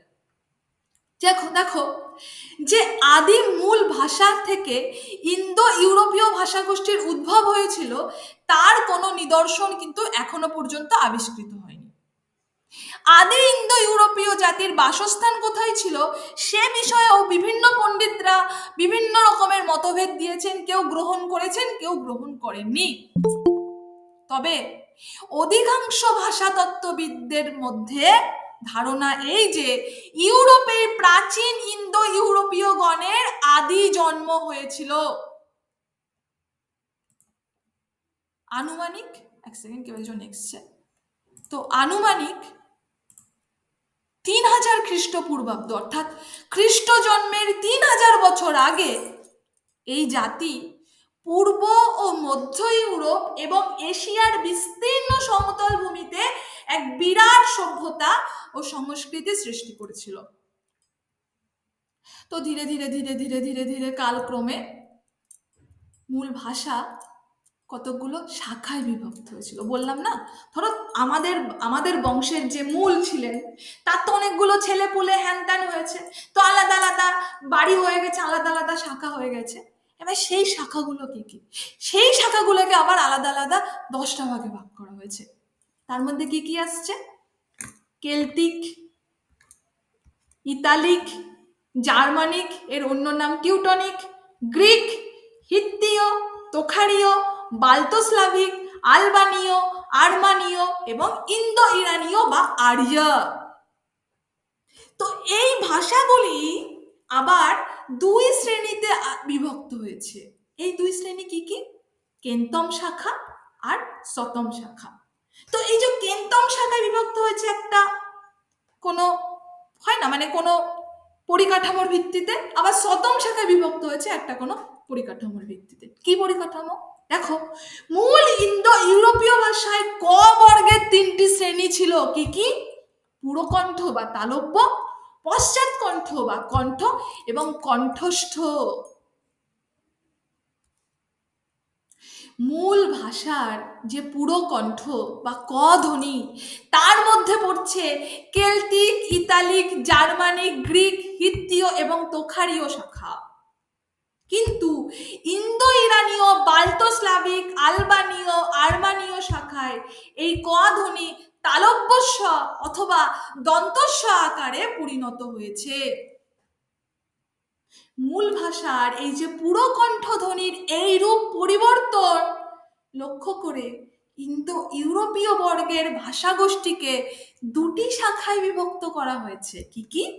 না, তার আগে জেনে নিই, যে ভাষাগুলিতে কণ্ঠধ্বনি রয়েছে তাকে বলা হচ্ছে কেন্তম শাখা, আর যে ভাষাগুলিতে কণ্ঠধ্বনি তালব্যস্ব বা দন্তস্ব ধ্বনিতে পরিণত হয়েছে তাকে বলা হচ্ছে শতম শাখা। তাহলে এই যে মূল ভাষার কেন্তম শব্দের লাতিন রূপ ছিল কি? কেতুম বা কেন্তুম, আর আবেস্তায় ছিল এই রূপ, আবেস্তিনীয় ভাষায় এরই নাম ছিল শতম। তো এই দুটির উপর ভিত্তি করে দুটি শাখার নামকরণ করা হয়েছে, কেন্তম শাখা এবং সতম শাখা। তো এই কেন্তম শাখার মধ্যে কারা কারা পড়ছে, সতম শাখার মধ্যে কারা কারা পড়ছে তোমরা কিন্তু দেখতেই পাচ্ছ। কেন্তমের মধ্যে পড়ছে কেল্টিক, ইতালিক, জার্মানিক বা টিউটনিক, গ্রিক, হিত্তীয়, তোখারীয়। সতম শাখার মধ্যে পড়ছে আর্মানীয়, আলবানীয়, বাল্তো স্লাভিক এবং ইন্দো ইরানীয় বা আরিয়া। তো এই যে ইন্দো ইরানীয় বা আর্য বা আর্য, যেটাকে আমরা হিন্দি বা সংস্কৃতে বলবো, এটা বলতে কি বোঝানো হচ্ছে বা কেনই আমরা এটা পড়ছি? কারণ ওই যে বললাম বাংলা, বাংলা এসছে ইন্দো ইরানীয় বা আর্য থেকে। তাহলে এই ইন্দো ইরানীয় বা আর্য কি? ভারতীয় ও ইরানীয় ভাষার প্রাচীনতম নিদর্শনগুলি অবলম্বনে যে ভাষাগুলিকে একটি শ্রেণীতে গোষ্ঠীবদ্ধ করা হয়েছে সেগুলিকে ইন্দো ইরানীয় বা আর্য বলা হয়। আর্যগণ আমাদের প্রবেশের পূর্বেই আর্য ভাষা মানে মানে আর্যগণ আমাদের দেশে বা ভারতে প্রবেশের পূর্বেই আর্য ভাষা আলাদা আলাদা তিনটে ভাগে ভাগ হয়ে যায়। এই আলাদা আলাদা তিনটে ভাগ কি? একটা হচ্ছে ইরানীয় আর্য, একটা হচ্ছে ভারতীয় আর্য এবং একটা হচ্ছে দরদিক আর্য। তো ইরানীয় আর্য কি, ভারতীয় আর্য কি এবং দরদিক আর্য কি সেটা আমরা একটু দেখে নেব বা আমরা একটু জানার চেষ্টা করব। দেখো, এইরূপ যে বিভাগ যে হলো, এই বিভাগ খ্রিস্টপূর্ব 2 সহস্রাব্দের কাছাকাছি সময় হয়েছিল বলে পণ্ডিতেরা মনে করেছেন বা অনুমান করেছে। বারংবার বলছি, একটা করে শব্দ আসবে এখানে, অনুমান। কারণ কোনো ভাষাতত্ত্ববিদই কিন্তু পারফেক্টলি বলতে পারছে না এত খ্রিস্টপূর্বাব্দ, বলতে হচ্ছে হয়তো বা এত খ্রিস্টাব্দ, অনুমান করা যাচ্ছে।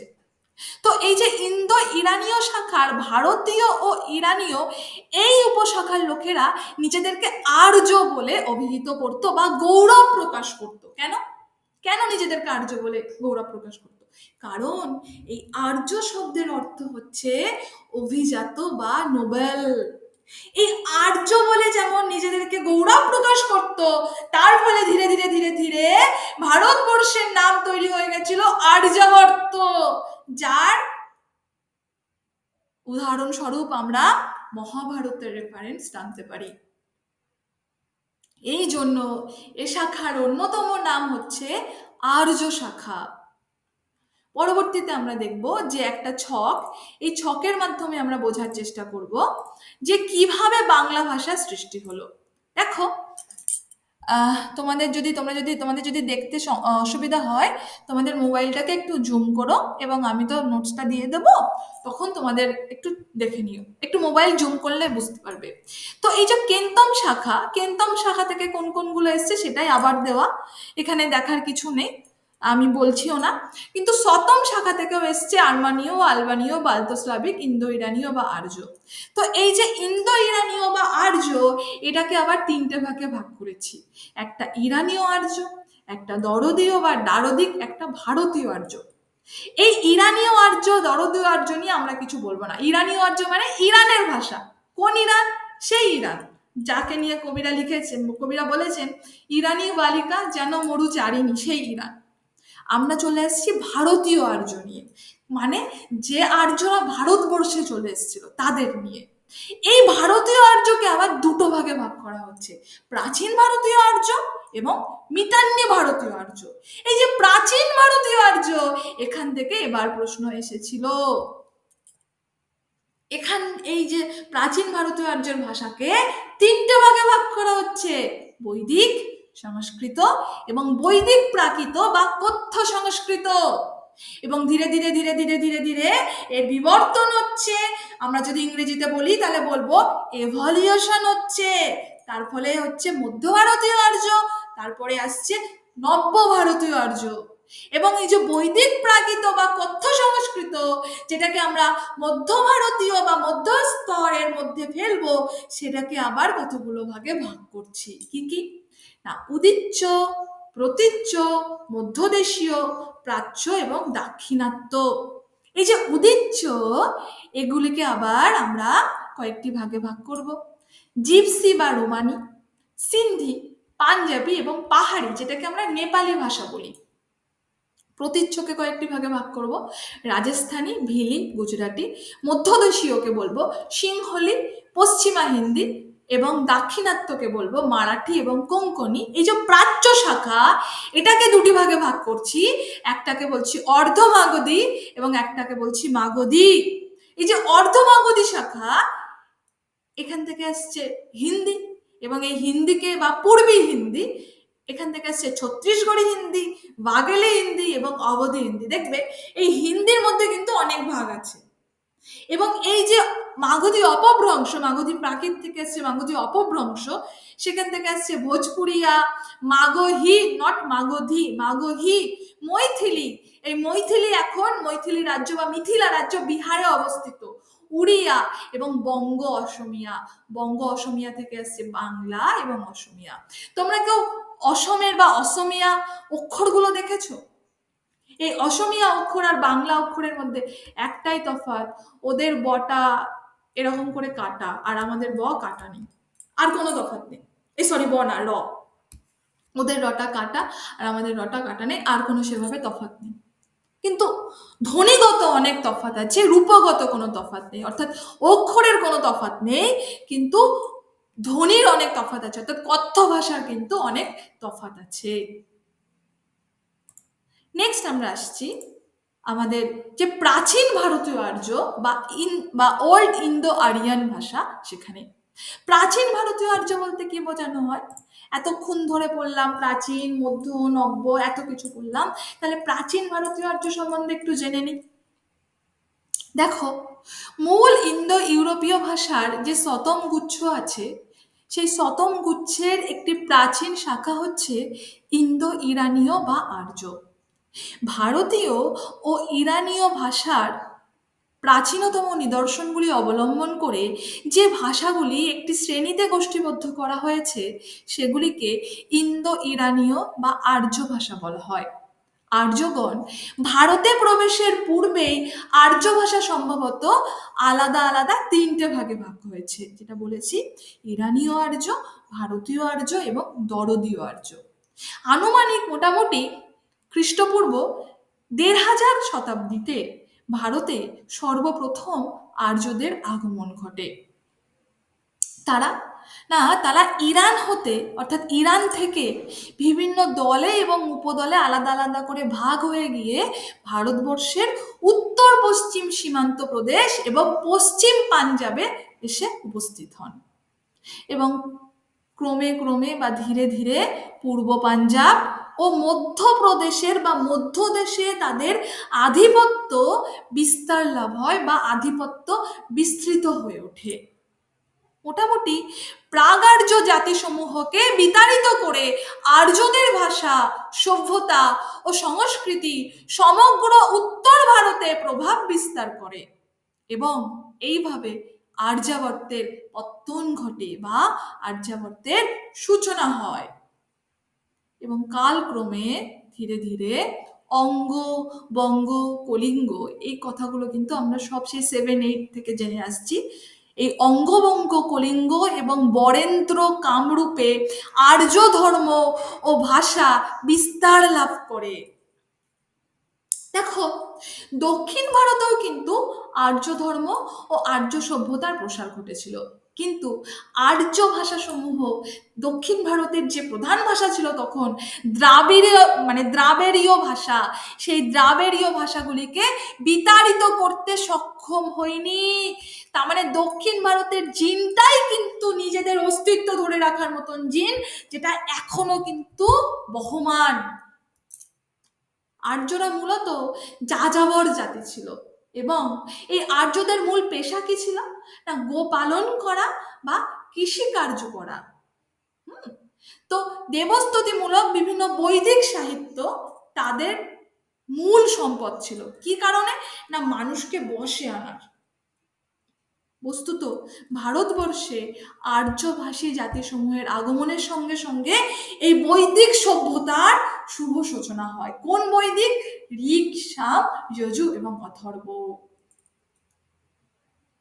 তো তো ভারতবর্ষের আর্য ভাষার ইতিহাস যেটা আছে সেটাকে আলাদা আলাদা তিনটে ভাগে ভাগ করছি আমরা: প্রাচীন ভারতীয় আর্য, মধ্য ভারতীয় আর্য এবং নব্য ভারতীয় আর্য।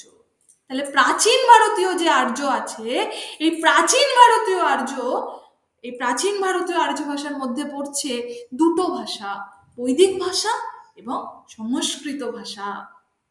তো এই যে বৈদিক ভাষা, সে প্রসঙ্গে বলি, বৈদিক যুগকে আবার আলাদা আলাদা তিনটে স্তরে ভাগ করা হয়েছে। কি কি? প্রথম হচ্ছে বেদ, দ্বিতীয় হচ্ছে ব্রাহ্মণ, তৃতীয় হচ্ছে উপনিষদ। তো বেদ বলতে সাধারণত কাকে বোঝায়? চতুর্বেদকে বোঝায়: ঋক, সাম, যজু এবং অথর্ব। এবং ঋগ্বেদের তুলনায় অন্যান্য বেদের ভাষা অপেক্ষাকৃত কি ছিল?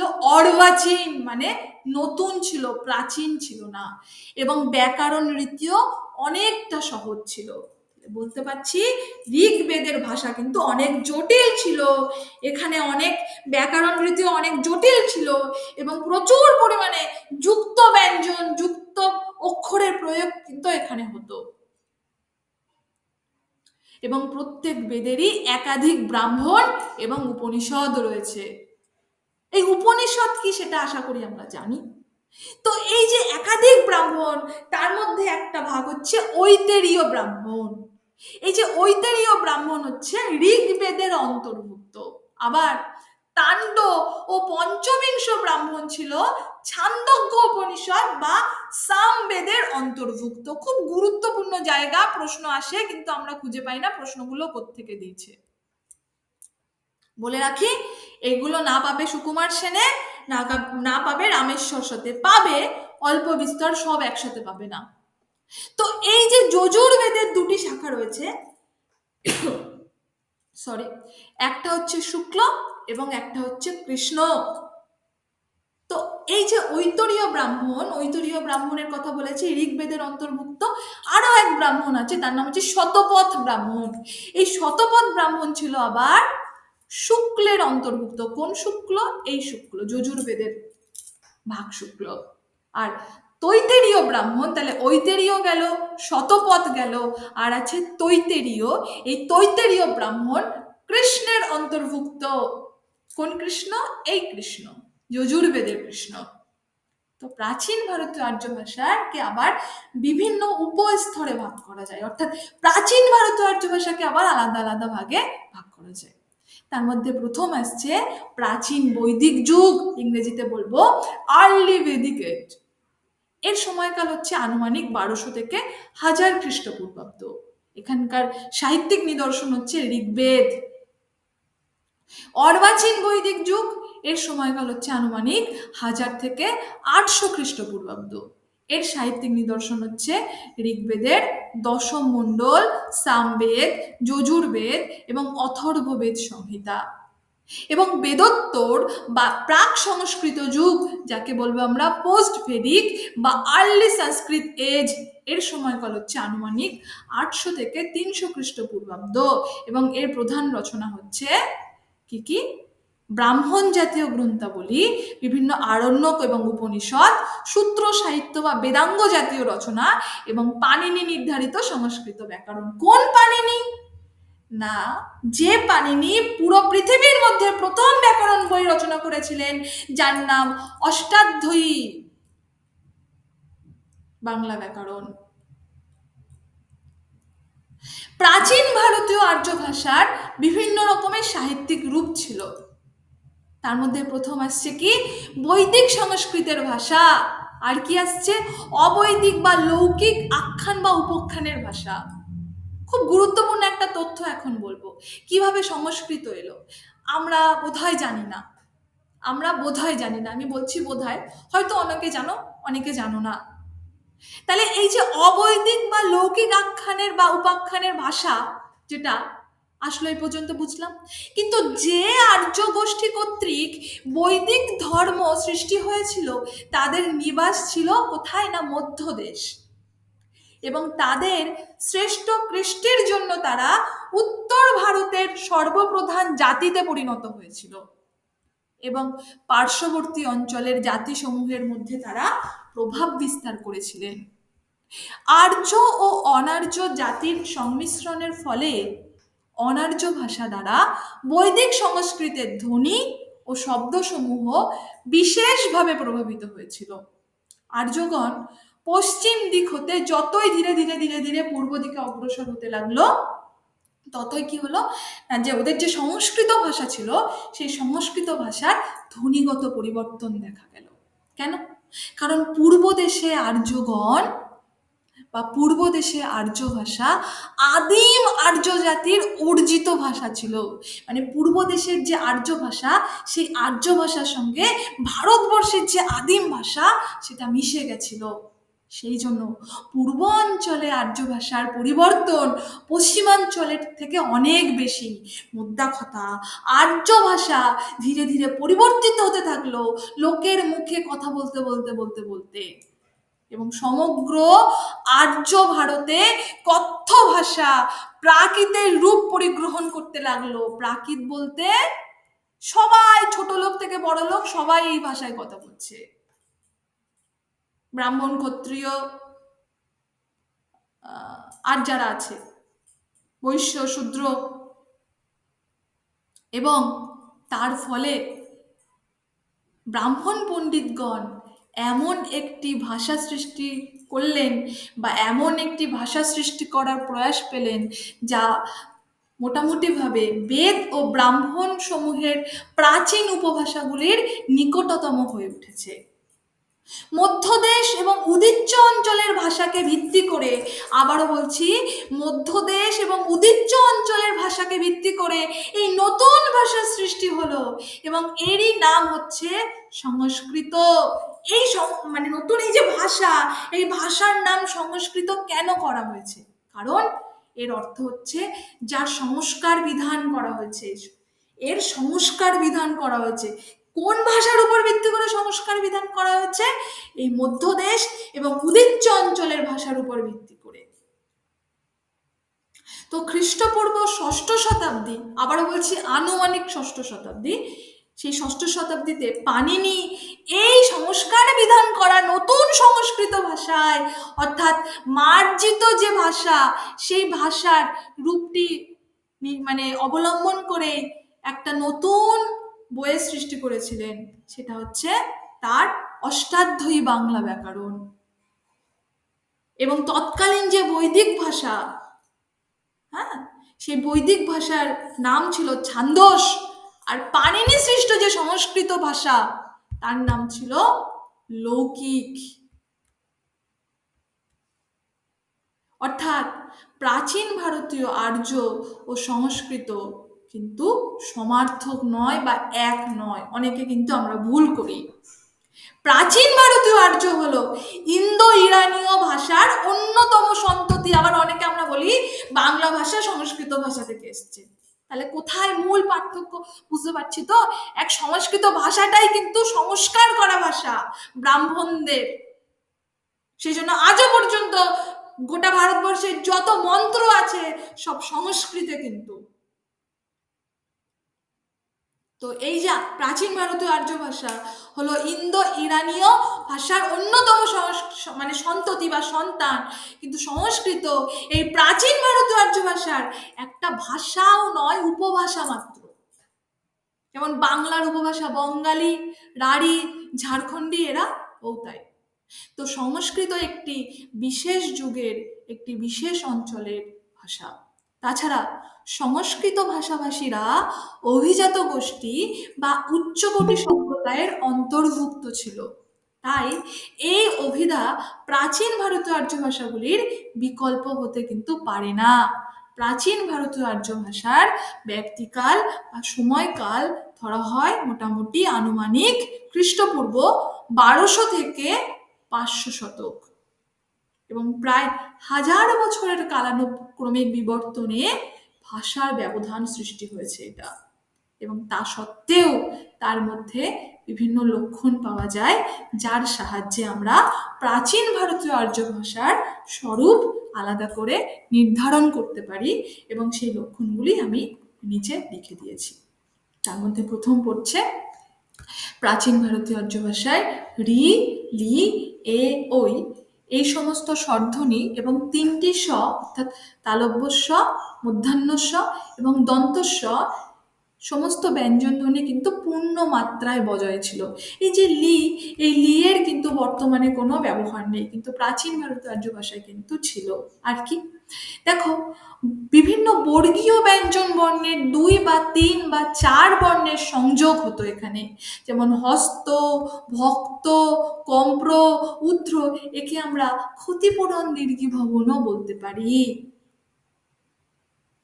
এখান থেকে দেখো, প্রাচীন ভারতীয় আর্য ভাষায় হস্ত হয়েছে, যুক্ত ব্যঞ্জনের ব্যবহার যদি আমরা আসি, সেই হস্তটা মধ্য ভারতীয় আর্য ভাষায় এসে ম ভা অ মানে ম ভা আ মানে মধ্য ভারতীয় আর্য ভাষা, প্রা ভা আ মানে প্রাচীন ভারতীয় আর্য ভাষা, আধু মানে আধুনিক ভারতীয় আর্য ভাষা।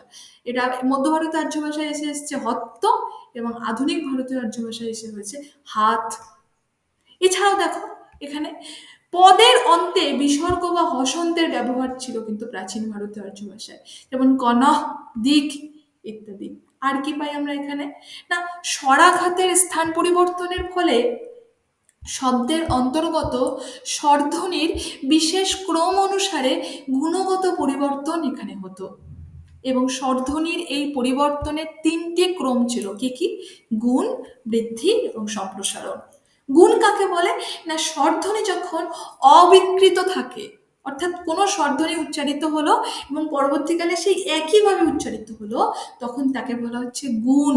তাহলে বৃদ্ধি কাকে বলা হচ্ছে, না, স্বরধ্বনি দীর্ঘ হয়ে গেলে, ধরো অ একটা স্বরধ্বনি, এটা হ্রস্ব স্বর, এই অটা যখন দীর্ঘ স্বরে পরিণত হয় তখন যেটা আ হয়ে যাচ্ছে। তাহলে কোনো খানে বা কোনো উচ্চারণের ক্ষেত্রে অস্বরধ্বনি যদি আতে পরিণত হচ্ছে, অর্থাৎ হ্রস্ব স্বর যখন দীর্ঘস্বরে পরিণত হচ্ছে, তখন আমরা তাকে বলছি বৃদ্ধি। আবার স্বরধ্বনি যখন ক্ষীণ হয়ে লোপ পেয়ে যায় এবং তার ফলে শব্দের অন্তর্গত এক ধ্বনির স্থানে অন্য ধ্বনি আসে, তখন সেই পরিবর্তনকে আমরা বলি সম্প্রসারণ। সন্ধির ব্যবহারও কিন্তু এখানে ছিল, সমাসেরও কিন্তু যথেষ্ট বৈচিত্র্য ছিল। এ প্রসঙ্গে বলে রাখি, এই যে সমাসের যথেষ্ট বৈচিত্র্য, এটা সুকুমার বাবু বলেছেন সমাসের বৈচিত্র্য ছিল, আবার অসিত কুমার, রামেশ্বর সব আবার বলেছেন যে এখানে কোনো সমাসবদ্ধ পদের ব্যবহার ছিল না। সুতরাং তোমরা একটু জায়গাটা মনে রেখো। সুকুমার সেন বলেছেন যথেষ্ট সমাসের ব্যবহার ছিল, কিন্তু রামেশ্বর স বলেছেন সমাসবদ্ধ পদের কোনো ব্যবহার ছিল না। তো প্রাচীন ভারতীয় আর্য ভাষায় বা প্রাচীন ভারতীয় আর্য ভাষা বলতে বৈদিক এবং সংস্কৃত উভয়কেই বোঝায়। তো বৈদিক ও সংস্কৃত ভাষার তুলনামূলক যদি আলোচনা করি, তাহলে কিন্তু মোটামুটি প্রথম আমরা যেটা দেখব যে বৈদিক ভাষার শব্দ সম্ভার অনেক ক্ষেত্রে কিন্তু সংস্কৃতের থেকেও প্রাচীন। খুব স্বাভাবিক, প্রথমে তো বৈদিক ভাষা ছিল, তারপরে তো সংস্কৃত ভাষা এসছে, এবং এই জাতীয় প্রাচীন শব্দগুলির সঙ্গে আবেস্তিক শব্দের যথেষ্ট সাদৃশ্য দেখা যায়। এই যে আবেস্তিক একটা আলাদা ভাষা, প্রাচীন একটা ভাষা, যেমন ধরো বৈদিক শব্দ অম, অম মানে যার অর্থ শক্তি, আবেস্তিক যার বানান হচ্ছে আমা। বৈদিক শব্দ আর্দ্র, যার অর্থ নিচ, আবেস্তিক হচ্ছে আর্দ্র। বৈদিক গাতু, যার অর্থ পথ, আবেস্তিক হচ্ছে গাটু। তো এই সাদৃশ্যগুলো কিন্তু আমরা লক্ষ্য করতে পারি। যদি প্রশ্ন আসে বৈদিক ভাষার সাথে আবেস্তিক ভাষার সাদৃশ্য লক্ষ্য করা যায়, তাহলে কিন্তু আমাদের শুদ্ধ করতে হবে। বৈদিক সাহিত্যের সমাস প্রকরণে কথ্য ভাষার বৈশিষ্ট্য কিন্তু ফুটে উঠেছে পরিষ্কারভাবে, কিন্তু সংস্কৃতের মতো দীর্ঘ সমাসবদ্ধ কিন্তু এখানে দেখা যায় না। বেদে সাধারণত 2টি পদেরই কিন্তু সমাসবন্ধন ঘটে, 3টি পদের সমাস খুব কম পরিমাণে দেখা গেছে। বৈদিকের সঙ্গে সংস্কৃতের সর্বপ্রধান পার্থক্য হচ্ছে স্বর ধর্মে, অর্থাৎ স্বরোধ ধর্ম যেটা, এবং বৈদিকের স্বর হচ্ছে সঞ্চারণমূলক, কিন্তু সংস্কৃতে সম্ভবত তা শ্বাসাঘাতমূলক। আর কি, সংস্কৃতের তুলনায় বেদের সন্ধি প্রক্রিয়া প্রাচীনতর, কিন্তু সন্ধির স্বাধীনতাও সেখানে যথেষ্ট ছিল, এবং সেই সন্ধির যে স্বাধীনতা, তার ফলে সেই ভাষা ছিল অনেকটা কথ্য ধর্মের কাছাকাছি, কিন্তু সংস্কৃত খুব নিয়ম শৃঙ্খলাবদ্ধ, সেখানে কিন্তু সেই স্বাধীনতা পরিলক্ষিত হয় না বা লক্ষ্য করা যায় না। আর কি? বেদে ভাব ছিল পাঁচটি, যেমন নির্দেশক, অনুজ্ঞা, সম্ভাবক, অভিপ্রায়, নির্বোধক ইত্যাদি। বেদে ক্রিয়ার কাল ছিল পাঁচটি, যেমন লং, লুং, লিট, লিট ইত্যাদি। বেদে উপসর্গের ব্যবহার ছিল স্বাধীন, কি? তার আচরণ ক্রিয়া বিশেষণের উপর নির্ভর করত। ফলে উপসর্গগুলি বিযুক্ত ব্যবহার বেদে যথেষ্ট সুলভ ছিল। আর আমরা যে ইম্পর্টেন্ট জায়গা দেখব সেটা হচ্ছে বেদের ভাষায় বা বেদের যে বৈদিক ভাষা, সেই বৈদিক ভাষার অনেক শব্দে প্রযুক্ত দন্তবর্ণ পরবর্তী যুগের যে সংস্কৃত ভাষা হয়েছিল, সেই সংস্কৃত ভাষায় মূর্ধন্য বর্ণে পরিণত হয়েছিল। তলায় আমি তার উদাহরণও দিয়ে দিচ্ছি। যেমন ঋগ্বেদে দি ওরা, সংস্কৃতে ডি হয়েছে। ঋগ্বেদে পন, প দন্তান্ন, দন্তবর্ণ, সংস্কৃতে মূর্ধন্য বর্ণে বা মূর্ধান্য হয়ে গেছে পন। ঋগ্বেদে অথ, অত হয়েছে, সংস্কৃতে অট। তো এই বেসিক পার্থক্য কিন্তু বেদ এবং সংস্কৃতের মধ্যে রয়েছে। আশা করি বোঝাতে পেরেছি। কতটা বোঝাতে সক্ষম হয়েছি বা কতটা বোঝাতে পেরেছি বুঝতে পারছি না। যদি তোমাদের কোনো প্রশ্ন থেকে থাকে বা যদি কোনো প্রশ্ন থাকে আমাকে তোমরা করতে পারো, যে কোনো প্রশ্ন যদি থাকে আমাকে করতে পারো। আজকের ক্লাস মোটামুটি বাংলা ভাষার উদ্ভবের ইতিহাস খুব ছোট্ট করে, খুব সিম্পলভাবে বোঝানোর চেষ্টা করেছি। আমি জানি না আদতে বুঝতে পেরেছো কিনা। যদি কোনো প্রশ্ন থাকে আজকের ক্লাস ওরিয়েন্টেড, তাহলে আমাকে করতে পারো।